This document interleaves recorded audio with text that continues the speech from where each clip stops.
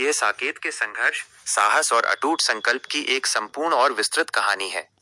पसीने से सींचा गया बचपन, साकेत की महागाथा। सुंदरपुर नाम का एक छोटा सा गांव, जो मुंबई की शोर शराबे वाली जिंदगी से कोसों दूर अपनी सादगी और हरियाली में सिमटा हुआ था, साकेत की कहानी का उद्गम स्थल था। मिट्टी और खपरेल से बने एक छोटे से घर में रहने वाला साकेत उन करोड़ों बच्चों का प्रतिनिधि था, जिनकी तकदीर उनके माता पिता के पसीने की बूंदों से लिखी जा रही थी।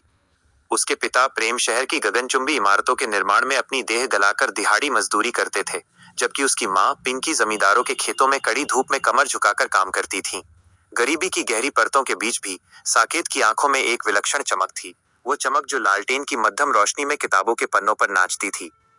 साकेत की बुद्धिमत्ता का लोहा तब माना गया जब उसने 5वीं कक्षा के जिला स्तरीय परिणामों में शीर्ष स्थान प्राप्त किया। इस सफलता ने उसके माता पिता के सपनों को पंख दे दिए। माँ पिंकी का संकल्प दृढ़ था, वो अपने बेटे को उस अभाव के अंधेरे से निकालना चाहती थी जिसमें वे खुद जी रहे थे। भारी आर्थिक तंगी के बावजूद उन्होंने साकेत को मुंबई के प्रतिष्ठित सीडीएस इंटर कॉलेज में भेजने का साहसी निर्णय लिया। उस रात साकेत ने खिड़की के पास लेटे हुए अपने माता पिता के त्याग की बातें सुनी और मन ही मन एक प्रतिज्ञा की कि वो उनके पसीने की हर बूंद का मूल्य चुकाएगा। मुंबई का वो बड़ा स्कूल साकेत के लिए एक दूसरी दुनिया जैसा था, जहां संगमरमर के फर्श थे और गेट पर लग्जरी गाड़ियों का तांता लगा रहता था। फटी पुरानी वर्दी और मामूली साइकिल वाले साकेत को शुरुआत में उपहास और हीन भावना का सामना करना पड़ा। अंग्रेजी के जटिल शब्द उसे डराने लगे थे, लेकिन उसकी माँ के शब्द, लोहा जब तक आग में नहीं तपता तब तक वो फौलाद नहीं बनता, उसकी ढाल बन गए। उसने अपनी गरीबी को कमजोरी नहीं बल्कि अपनी शक्ति बनाया। साकेत ने अपना ठिकाना स्कूल की लाइब्रेरी को बनाया और डिक्शनरी के सहारे भाषा की दीवारें गिरा दी। जब 8वीं कक्षा का परिणाम आया तो पूरे ऑडिटोरियम में सन्नाटा छा गया। एक मजदूर के बेटे ने अमीरों के उस गढ़ में पहला स्थान हासिल कर इतिहास रच दिया था। इसी सफलता के सफर में उसकी मुलाकात जूली से हुई, जो शहर के रईस बिल्डर प्रकाश धारीवाल की बेटी थी। जूली न केवल बुद्धिमान थी, बल्कि उसने साकेत की सादगी के पीछे छिपी प्रतिभा को भी पहचाना। दोनों की दोस्ती ने सामाजिक ऊंच नीच की दीवारों को चुनौती दी। जहां जूली उसे दुनिया का नया नजरिया देती, वहीं साकेत उसे जीवन की कठोर सच्चाइयों से रूबरू कराता। लेकिन ये दोस्ती प्रकाश धारीवाल को चुभने लगी।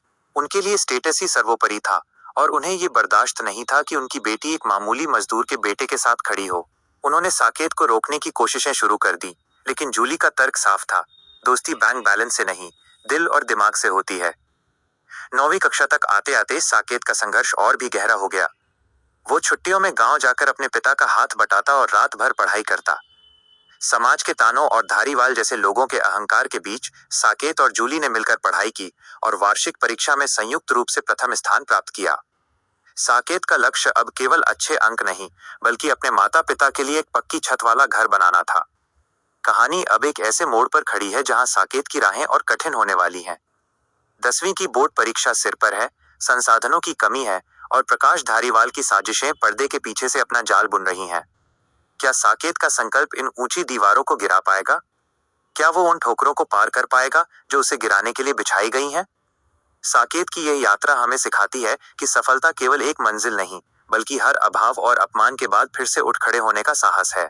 क्या आप चाहते हैं कि मैं इस कहानी का अगला हिस्सा, 10वीं की बोर्ड परीक्षा और साकेत का अंतिम संघर्ष लिखूं? तो दोस्तों तैयार हो जाइए अब नेक्स्ट कहानी सुनने के लिए।